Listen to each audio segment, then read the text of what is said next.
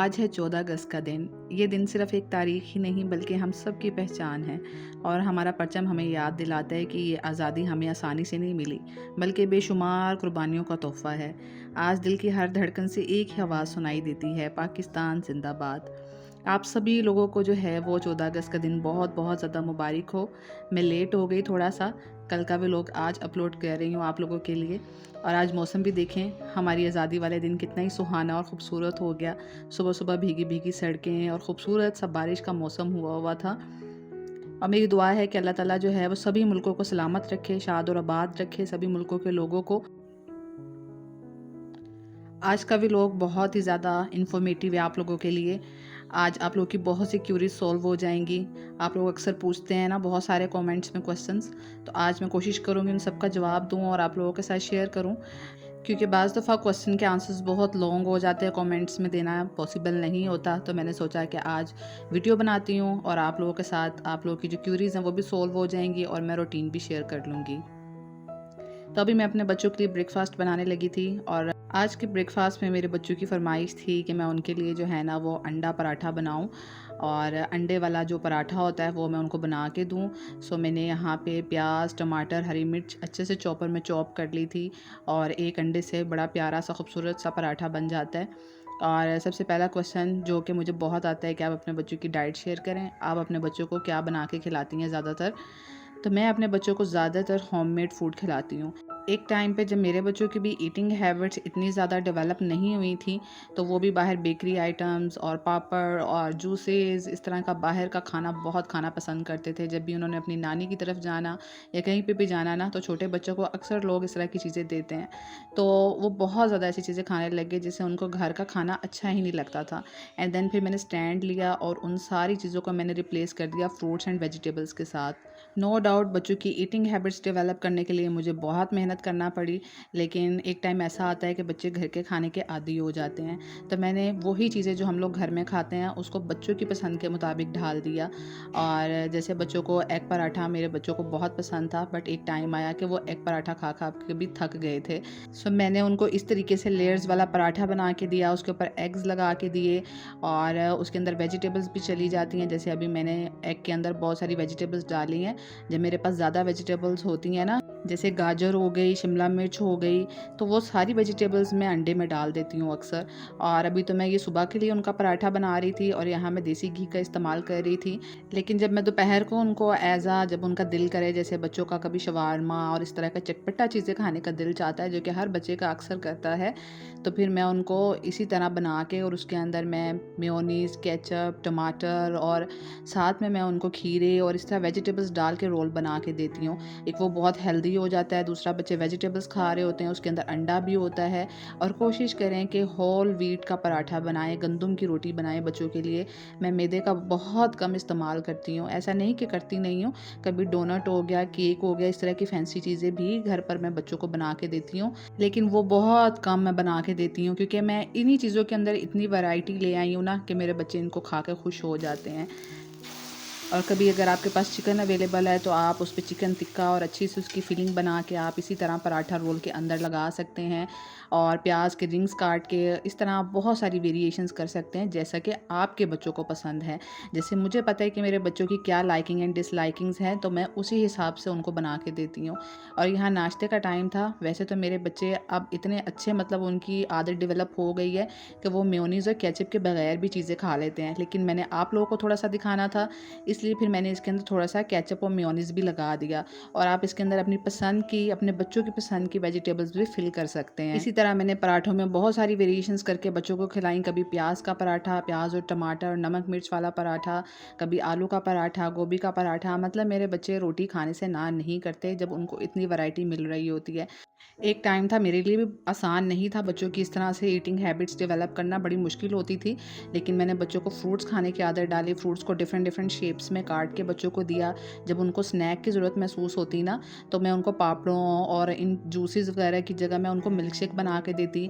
साथ में मैं उनको अच्छा सा फ्रूट कटिंग करके देती, तो वो उससे इम्प्रेस होते हैं उनकी शेप्स को देख के।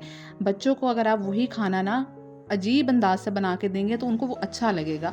हम बड़ों के लिए वो थोड़ा-सा अजीब होता है, लेकिन बच्चों को जो है ना ऊट-पटांग शक्लों में कटी हुई चीज़ें और थोड़ा-सा स्ट्रॉ लगा के नए-नए मग्स के अंदर आप अगर जूसेस या उनको मिल्क शेक्स डाल के देंगे ना, तो उनको वो बहुत अट्रैक्ट करता है। यकीन माने एक दफ़ा मैंने अपने बच्चों को बाज़ार से नए मग्स ला के दिए और मेरी जो थी ना उसके पीछे इंटेंशन ये थी कि बच्चे पानी ज़्यादा पिएँ, क्योंकि मेरे बच्चे पानी उन दिनों में कम पी रहे थे। और मेरे बच्चों को वो मग्स इतने अट्रैक्ट किए कि हर वक़्त वो पानी का भर के उसको अपने पास रख लेते थे और वो सिर्फ़ उस मग को जो है ना वो उनको इतना पसंद आया कि उसी के चक्करों में उन्होंने इतना पानी पीना स्टार्ट कर दिया।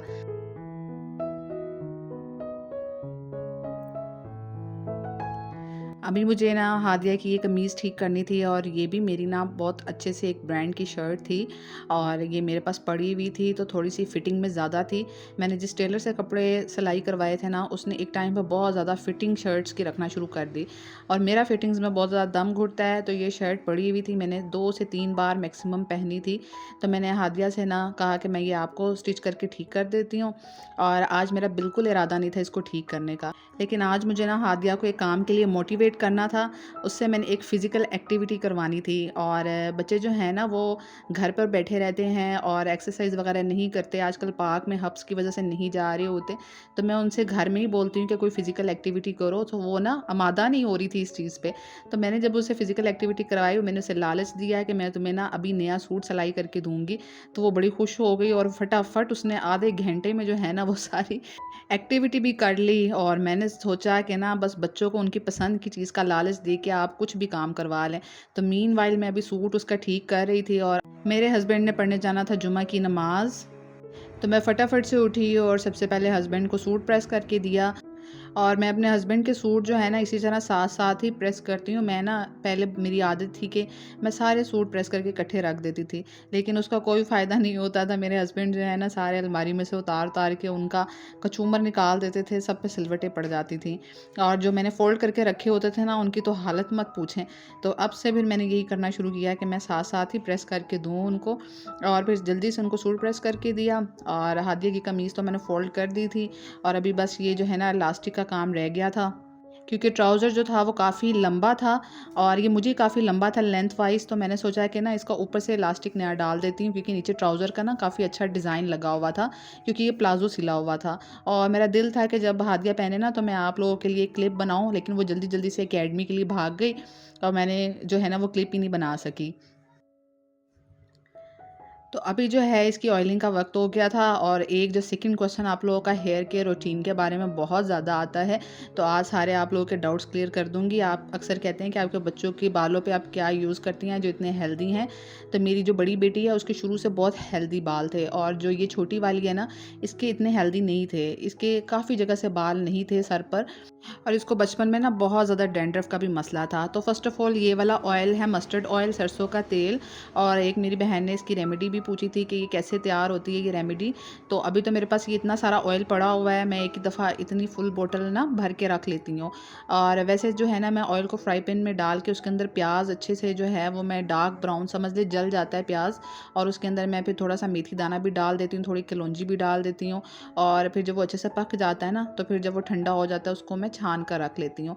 तो ये ऑयल की ये बहुत ज़बरदस्त ऑयल है और मैंने ना इसी को ही लगाना शुरू किया हुआ है। इससे एक तो मेरा अपना हेयर फॉल स्टॉप हो गया था और मेरे बच्चों के बाल जो है ना वो इससे बहुत लंबे हुए हैं, बहुत स्पीडली लंबे हुए हैं और मेरे अपने बालों की लेंथ भी माशाल्लाह ना काफ़ी लंबी हो गई है। तो ये ऑयल जो है ना मैंने रिसेंटली तकरीबन 5-6 महीनों से यूज़ करना शुरू किया है और इसका रिज़ल्ट बहुत अच्छा है। बाकी बचपन से जो है ना मैं इसके सर के ऊपर तारा मीरा का तेल भी लगा दिया था, मे बी बहुत से लोगों ने इसका नाम सुना हो।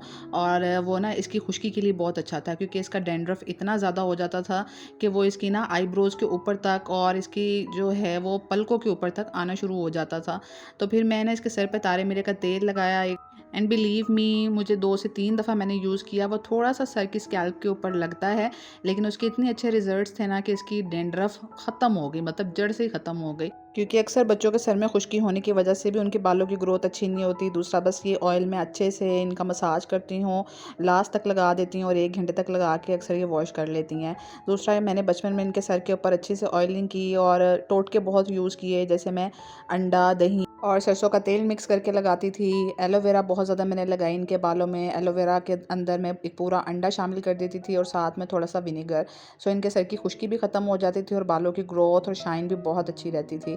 और दूसरा ये कि बच्चों की डाइट बहुत अच्छी करें, बच्चे दूध पिएँ, अंडा खाएँ, घर पर फ्रूट्स खाएँ, तो ये चीज़ें भी बच्चों के बालों पे बहुत ज़्यादा असरअंदाज होती हैं। तो बस यही वाला सीक्रेट है मेरे बच्चों के बालों का। और आप लोग अक्सर पूछते रहते हैं, और अक्सर लोग अपने बच्चों के बालों को जो है ना वो एक बिज़नेस बना लिया उन्होंने, और इतने लंबे लंबे जिनके बच्चों के बाल हैं ना, उन्होंने तो ऑयल तक इंट्रोड्यूस करवा दिए हैं। और मुझे कभी कभी देख के हैरानी होती है, और मैं अपने बच्चों को कहती हूँ क्या मैं भी आपके बालों को बिज़नेस बना लूँ और एक अच्छा सा ऑयल इंट्रोड्यूस करवा देती हूँ। जबकि हमें इन सारी चीज़ों की ज़रूरत नहीं है, ये बाहर वाले ऑयल्स की ज़रूरत नहीं है। हम अपने घर पर बच्चों की अच्छी सी केयर करें ना अगर, तो बच्चों के बाल बहुत अच्छे हो सकते हैं।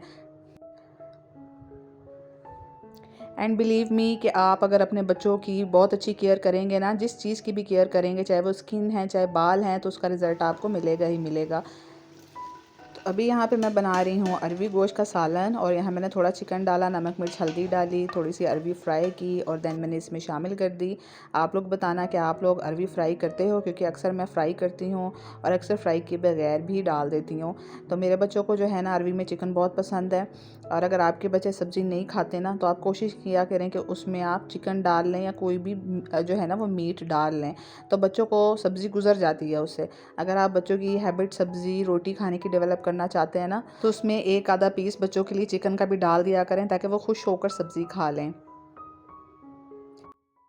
अभी बस सारे कामों से फ़ारिग हो गई थी और अब मैं कुरान पाक पढ़ने लगी थी। सुबह आज मैंने कुरान पाक नहीं पढ़ा था फ़जर के बाद, तो मैं फिर शाम के टाइम पढ़ लेती हूँ जब मेरे पास टाइम ना होता, तो मैं रात के वक्त पढ़ लेती हूँ। तो बस मैं यहाँ रात के वक्त पढ़ रही थी। और कुरान पाक ज़रूर पढ़ा करें, इससे ज़िंदगी में सुकून आता है। घर के काम तो चलते ही रहते हैं और दीन के साथ भी जुड़े रहना बहुत ज़रूरी है। तो यहीं पर अलविदा कहने का वक्त हुआ चाहता। आई होप सो कि आपको भी लोग अच्छा लगा होगा। सब्सक्राइब करना, कमेंट करना, अच्छा सा लाइक करना मत भूलना। अल्लाह हाफिज़।